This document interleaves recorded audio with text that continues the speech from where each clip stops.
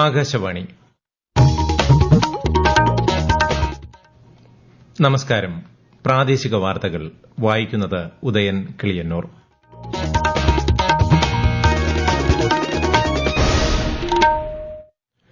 പ്രധാന വാർത്തകൾ. വിമാനത്താവളങ്ങളുടെ സുരക്ഷ ഉറപ്പാക്കാൻ ഡിജിറ്റൽ വെല്ലുവിളികളെ നേരിടേണ്ടത് അനിവാര്യമാണെന്ന് മുഖ്യമന്ത്രി പിണറായി വിജയൻ. സിയാൽ 2.0 മുഖ്യമന്ത്രി ഉദ്ഘാടനം ചെയ്തു. മുല്ലപ്പെരിയാറിൽ മരം മുറിക്കുന്ന കാര്യത്തിൽ അന്തിമ തീരുമാനമെടുക്കേണ്ടത് കേന്ദ്ര സർക്കാരെന്ന് മന്ത്രി റോഷി അഗസ്റ്റിൻ. വിഷയത്തിൽ സംസ്ഥാനത്തിന്റെ നിലപാട് കേന്ദ്രത്തെ അറിയിക്കുമെന്നും മന്ത്രി. തിരുവനന്തപുരത്ത് മോഷണക്കുറ്റമാരോപിച്ച് യുവതിയെ പോലീസ് മാനസികമായി പീഡിപ്പിച്ച സംഭവത്തിൽ അന്വേഷണം നടന്നുവരികയാണെന്ന് മന്ത്രി ഒ.ആർ. കേളു.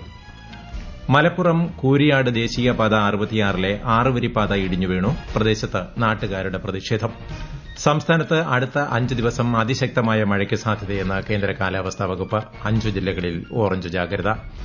ഐപിഎൽ ക്രിക്കറ്റിൽ ഇന്ന് ലക്നൌ സൂപ്പർ ജയന്റ്സും സൺറൈസേഴ്സ് ഹൈദരാബാദും ഏറ്റുമുട്ടും. വാർത്തകൾ വിശദമായി.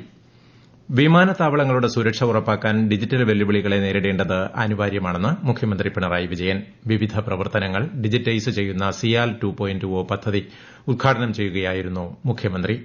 കൊച്ചി വിമാനത്താവളത്തിലെത്തുന്ന യാത്രക്കാർക്ക് സുഗമവും സുരക്ഷിതവുമായ യാത്ര ഉറപ്പാക്കാൻ പദ്ധതിയിലൂടെ സാധിക്കുമെന്ന് അദ്ദേഹം വ്യക്തമാക്കി. രാജ്യസുരക്ഷയെ സംബന്ധിച്ച് ചർച്ച വരുമ്പോഴെല്ലാം വിമാനത്താവളങ്ങളുടെ പ്രവർത്തനങ്ങൾക്ക് ഏറെ പ്രാധാന്യം കൈവരുന്നത് നാം കാണുകയുണ്ടായി.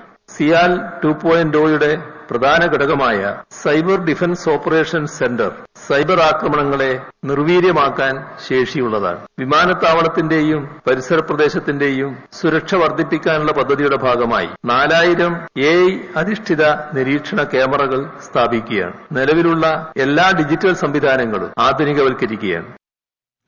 200 കോടി രൂപ ചെലവിലാണ് പദ്ധതി നടപ്പിലാക്കുന്നത്.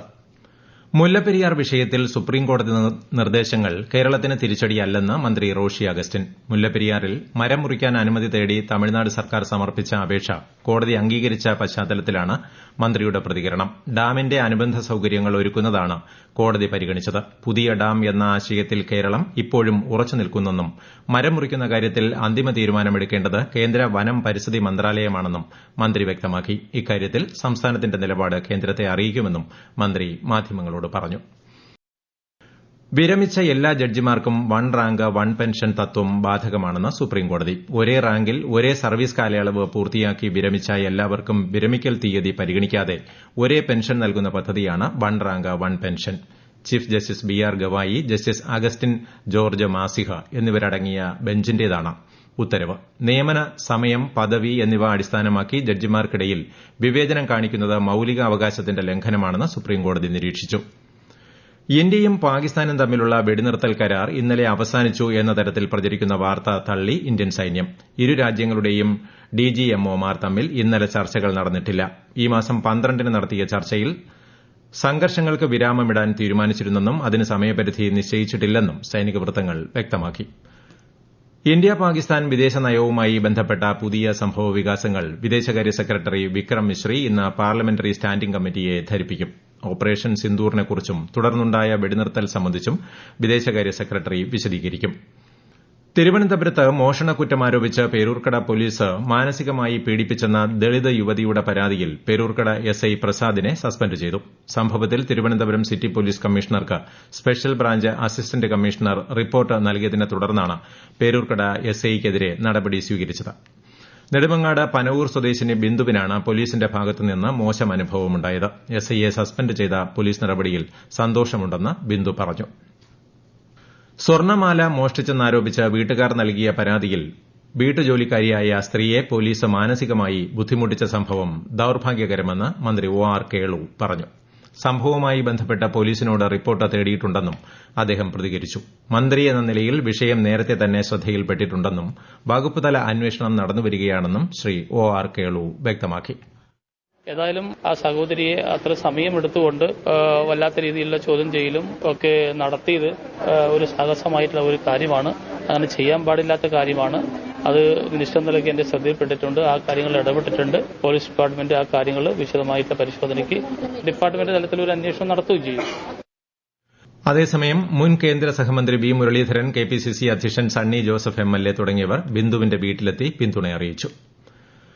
അതേസമയം സംഭവം തിരുവനന്തപുരം ജില്ലയ്ക്ക് പുറത്ത് ജോലി ചെയ്യുന്ന ഡിവൈഎസ്പി അസിസ്റ്റന്റ് കമ്മീഷണർ റാങ്കിൽ കുറയാത്ത പോലീസ് ഉദ്യോഗസ്ഥൻ അന്വേഷിക്കണമെന്ന് മനുഷ്യാവകാശ കമ്മീഷൻ ഉത്തരവിട്ടു. മാധ്യമവാർത്തയുടെ അടിസ്ഥാനത്തിൽ സ്വമേധയാ രജിസ്റ്റർ ചെയ്ത കേസിലാണ് ഉത്തരവ്.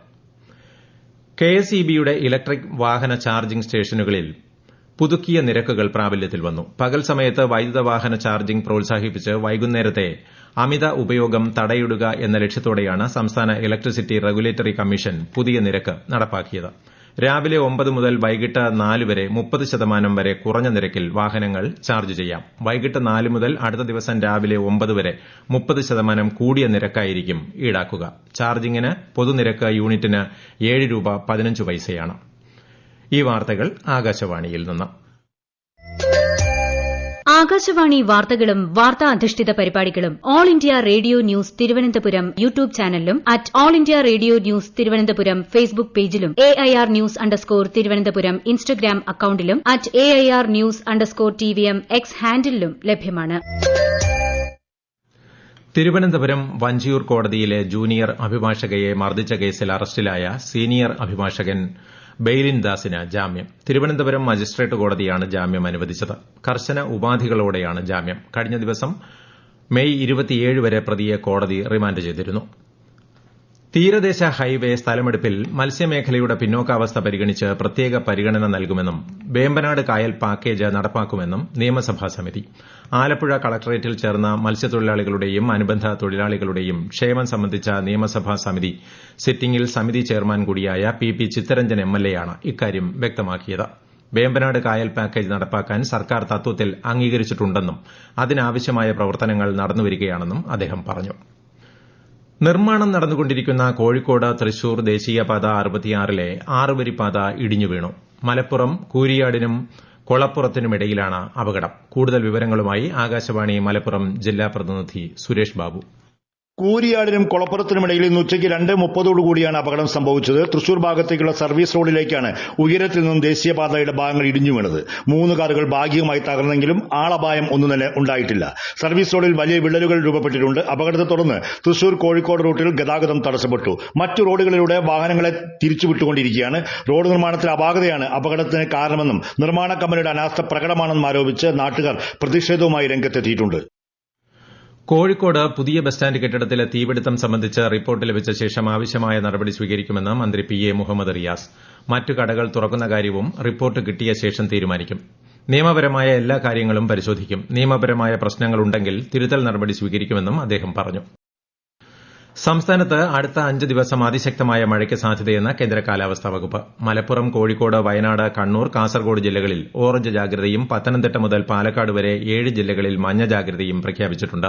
ലക്ഷദ്വീപിലും മഞ്ഞ ജാഗ്രതയാണ്. കോഴിക്കോട് മുതൽ കാസർഗോഡ് വരെ 4 ജില്ലകളിൽ നാളെയും ഓറഞ്ച് ജാഗ്രതയാണ്. കേരള, കർണാടക, ലക്ഷദ്വീപ് തീരങ്ങളിൽ അതിശക്തമായ കാറ്റിനും മോശം കാലാവസ്ഥയ്ക്കും സാധ്യതയുള്ളതിനാൽ മത്സ്യത്തൊഴിലാളികൾ കടലിൽ പോകരുതെന്നും നിർദ്ദേശം. IPL ക്രിക്കറ്റിൽ ഇന്ന് ലക്നൌ സൂപ്പർ ജയന്റ്സും സൺറൈസേഴ്സ് ഹൈദരാബാദും ഏറ്റുമുട്ടും. രാത്രി 7:30 ലക്നൌവിലാണ് മത്സരം.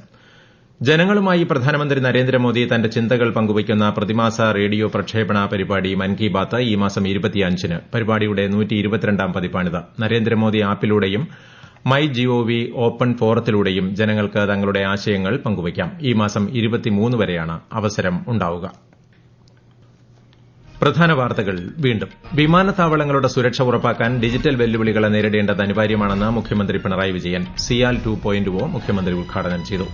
മുല്ലപ്പെരിയാറിൽ മരം മുറിക്കുന്ന കാര്യത്തിൽ അന്തിമ തീരുമാനമെടുക്കേണ്ടത് കേന്ദ്ര സർക്കാരാണെന്ന് മന്ത്രി റോഷി അഗസ്റ്റിൻ.